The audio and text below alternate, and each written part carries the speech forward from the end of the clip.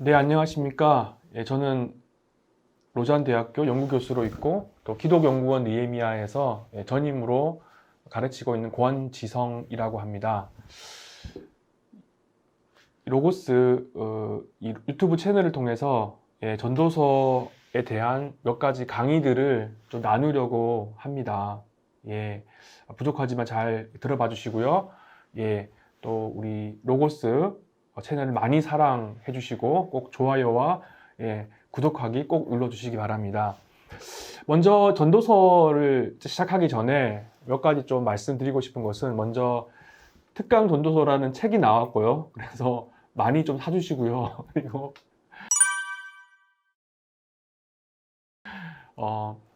지혜문학이라고 하는 것이 무엇인가에 대해서 아주 간단하게 설명을 좀 드리고자 합니다.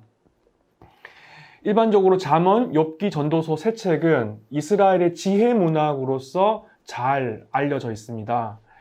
잠언과 욥기와 전도서는 지혜라고 하는 어떤 담론, 그리고 어떻게 하면은 더 일상생활 속에서 생존할 수 있을까에 대한 여러 가지 생각들과, 그리고 전통적인 생각들, 그리고 여러 가지 격언들, 또 다양한 사상들이 담겨 있는 장르라고 할 수가 있을 겁니다.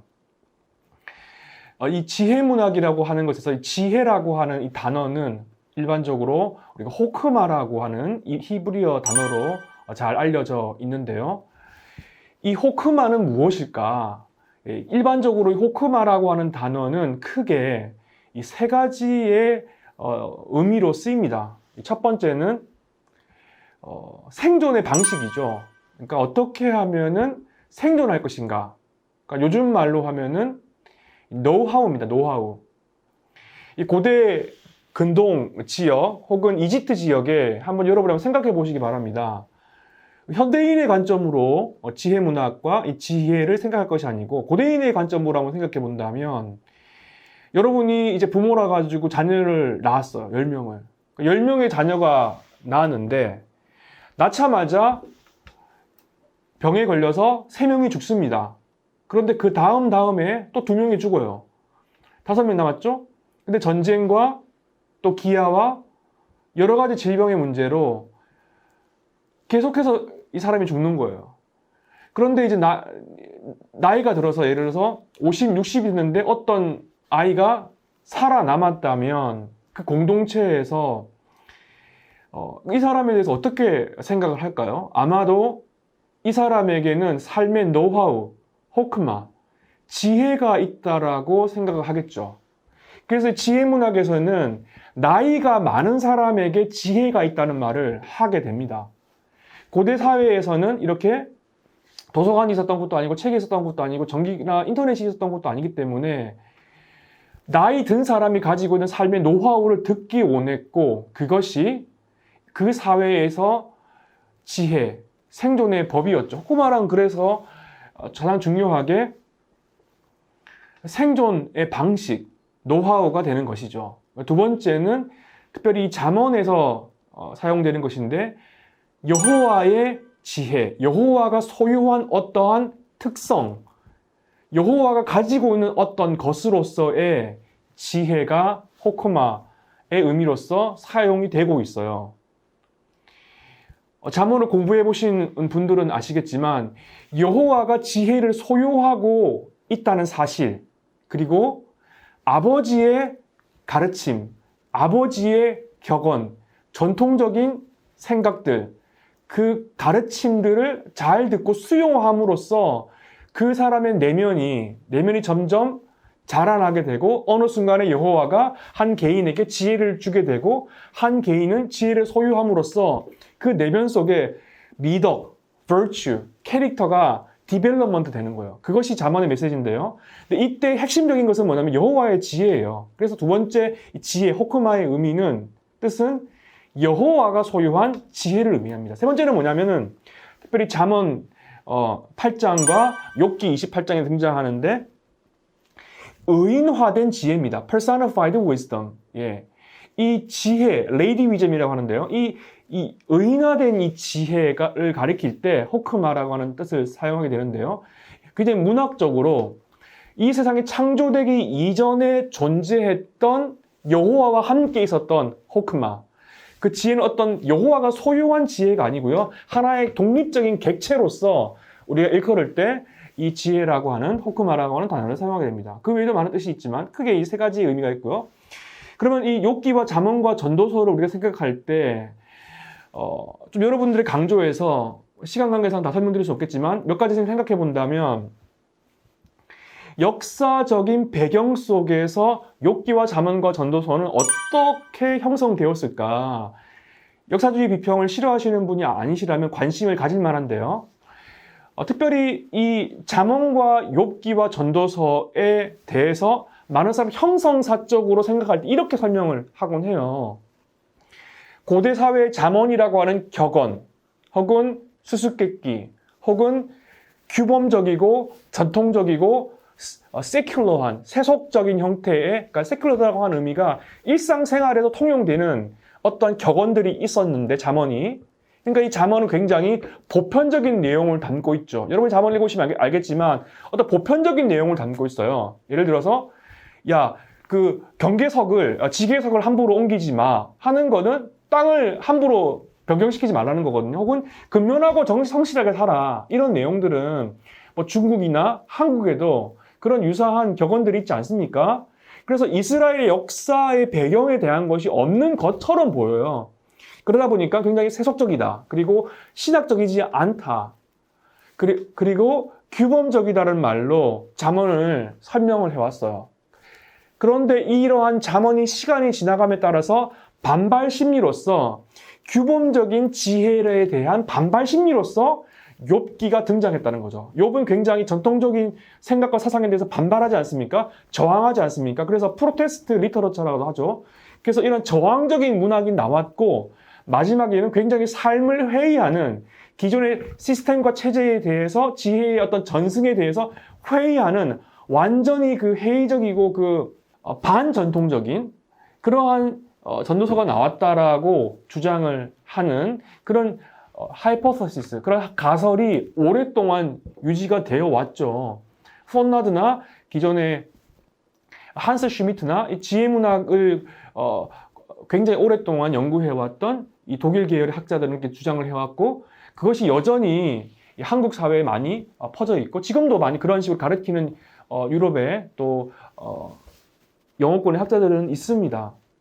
근데 최근에 마이클 폭스나 마크 스니드나 스튜어트 윅스나 지혜문학을 연구한 학자들은 이러한 가설 자체가 잘못되었고 많은 사람들은 점점 이런 가설을 받아들이지 않고 있어요. 그럼 이 가설이 왜 잘못되었는가? 시간 관계상 많은 것을 설명드릴 수 없지만 크게 두 가지로 설명할 수 있어요. 첫 번째는 뭐냐면 이런 발전론식 전개 방식의 문제점은 뭐냐면 욥기와 잠언과 전도서의 전승 그리고 형성의 시점을 보면은 알 수 있어요. 기존의 가설은 잠언이 있었고 그 다음에 욥기가 있고 전도서가 있다라고 주장을 하죠. 그런데 사실은 잠언이라고 하는 책을 자세하게 보면은 왕의 잠언이 있다는 걸 알 수 있어요. 그래서 기본적으로 8세기와 9세기, 그러니까 가장 고대의 형태의 어떤 이 잠언의 내용들이 있다라고 주장을 하게 되고, 그래서 그것이 7세기, 그리고 잠언 1장과 9장은 포로기와 6세기와 그리고 5세기에 형성됐다고 하거든요. 그러니까 6세기, 5세기에 잠언 1장에서 9장이 형성되었고 그 이전에 많은 잠언의 내용이 있었고, 그리고 어쨌든 5세기나 4세기경에 이 잠언이 완성됐을 거라고 주장을 합니다.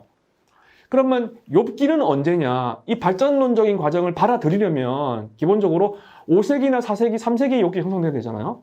근데 사실은 우리가 잘 아는 욥기의 시작 부분과 마지막 부분, 프롤로그와 에필로그는 대다수의 학자들이 7세기와 8세기에 이미 존재했다라고 이야기를 해요.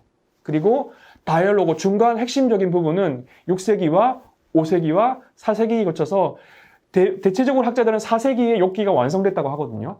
그러니까 잠언과 욥기가 잠언이 성장했고 그 다음에 욥기가 성장했던 것이 아니고 잠언과 욥기는 거의 유사한 시점에 존재했다는 걸 알 수 있어요.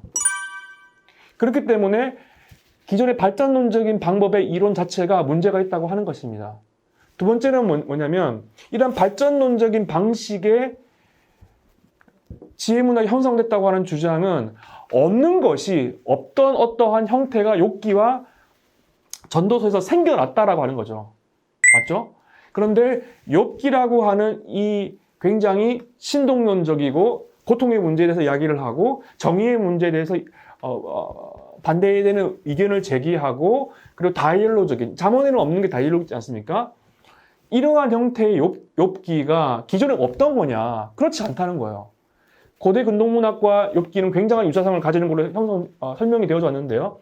이 욥기가 차용하고 있는 다이얼로그, 신동론적인 컨텐츠와 내러티브들은 이미 미들 이집션 킹덤, 그러니까 세컨드 밀레니얼리즘, 그러니까 대략 1500년경, 기원전 1500년경 그 시대쯤에 이미 상당한 숫자의 이집트 문헌에 이런 욥기와 유사한 형태의 문학들이 존재했어요. 형태적으로요.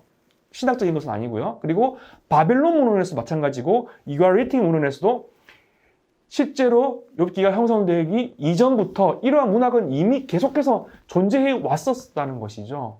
그렇기 때문에 기존의 발전론적인 방식으로 잠언과 욥기가 순차적으로 형성되었다라고 하는 주장은 문제가 있다고 하는 것이죠. 마찬가지로 전도서가 기본적으로 3세기 때 등장했지만 3세기에 등장했던 그 시점, 프톨레마이오스 왕국 그 시점 이전에 이미 이러한 비관주의적이고 회의주의적인 문학들은 이미 고대 근동사회에 굉장히 만연해 있던 문학의 형태예요.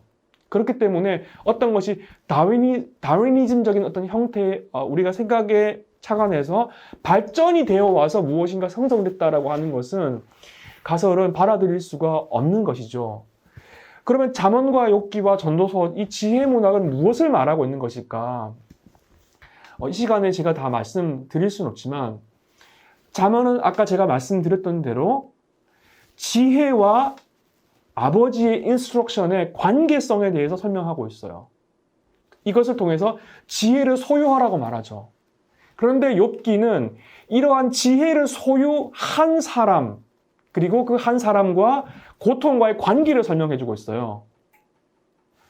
단순화시켜서 말하자면 세상에서 가장 지혜로웠기 때문에 지혜로웠음에도 불구하고가 아니고 지혜로웠기 때문에 어마어마한 고통을 당하는 한 개인에 대해서 이야기를 하고 있어요. 그러니까 커다란 패러다임은 잠언과 욥기가 엄청난 충돌을 일으키죠. 왜냐하면 잠언의 기본적인, 물론 다 그런 것은 아닙니다만 기본적인 넓은 아이디어는 뭐냐면 아버지의 가르침, 아버지의 인스트럭션을 잘 따르는 것은 항상 어느 정도 보장된 미래가 있거든요. 근데 잠언은 정반대의 것을 이야기하고 있단 말입니다. 그러면 전도서는 뭐냐? 전도서는 아예 지혜를 소유하는 것이 고통과 번민을 불러온다고 말해요. 그리고 지혜를 소유한다라고 하는 것과 삶을 확실성을 가지고 무엇인가 이야기할 수 있는 것은 아무것도 없다라고 말해요. 그러니까 기존의 잠언과 욥기가 말하는 디스코스, 담론에 대해서 큰 관심은 없어요. 전도서 자체는. 오히려 그 지혜가 독이 돼서 돌아올 수 있다라고 이야기를 하죠. 이것이 욥기와 잠언과 전도서가 말하는 담론의 다양성이라고 하는 것이에요. 그래서 많은 21세기의 지혜 문학을 연구하는 학자들은 과연 우리가 지혜 문학이라고 할 만한 것을 규정할 수가 있느냐, 혹은 지혜 문학이 무언가를 말하고 있다라고 하는 것을 규정할 수가 있는지에 대해서조차 의심하고 있어요. 왜냐하면 이렇듯이 잠언과 욥기와 전도서는 각각 다른 곳을 바라보고 있기 때문이죠. 잠언이 바라보는 하나님은 대단히 신명기적인 하나님을 바라보고 있지만, 언약적인 하나님을 바라보고 있지만, 욥기가 바라보는 하나님은 언약을 넘어서 그 너머에 있는 창조주로서의 어떤 하나님이에요. 그것은 언약 신학에서 말하는 하나님은 아니죠. 창세기 1장에서 말하는 하나님이 아니라 또 다른 하나님의 세계를 바라보고 있고, 전도서는 그러한 기존의 담론을 다 무시한 채, 물론 전도서에서 말하는 코엘렛은 경건한 사람입니다만 전도자가 말하는, 코엘렛이 말하는 하나님은 절대적인 타자로서의 하나님이에요. 그리고 다니엘스러운 하나님이죠. 인간이 통제할 수 없는 삶에 대해서 말하고 있기 때문이죠. 그래서 이 잠언과 욥기와 전도서 속에는 지혜 문학으로 규정할 수 없는 그런 다이나믹이 있다라고 하는 것이죠. 그래서 우리가 특히 욥기와 잠언을 해석할 때 잠언의 주제를 가지고 잠언의 생각과 사상을 가지고 해석해서는 안 된다라고 하는 겁니다. 여기까지만 말씀을 드리도록 하겠습니다. 네.